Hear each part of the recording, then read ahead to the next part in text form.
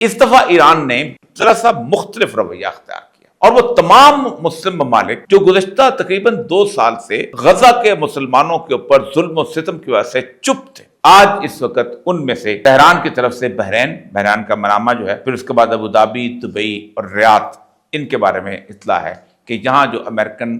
Centres ہیں ان پر حملہ کیا گیا۔ بحرین وہ جگہ ہے کہ جہاں امریکہ کا سب سے بڑا جسے کہتے ہیں اڈا ہے، اور 5واں بحری بیڑا، اس کا بحری بیڑا جو ہے، 5th فلیٹ جو ہے وہ اس کے، تو بحران کے اڈے پہ حملے کی۔ بحران سے ایک پل کراس کرتا ہے تو آگے کیف کا علاقہ ہے اور اس کے بعد خبر کا علاقہ ہے، وہاں پر ارامکو کی بہت بڑی اسٹیبلشمنٹ ہے امریکنز کی، لیکن انہوں نے ریاض پہ حملہ کیا ہے کیونکہ ریاض میں بھی باقاعدہ امریکن سپاہی ہیں، اور امریکن اڈا جو ہے وہ خاص طور پہ شاہی خاندان کی پروٹیکشن کے لیے وہاں پر بیٹھا ہوا۔ اور ابوظہبی شاید واحد وہ ملک ہے کہ دبئی خاص طور پہ UAE پورے کا پورا، کہ جس نے گزشتہ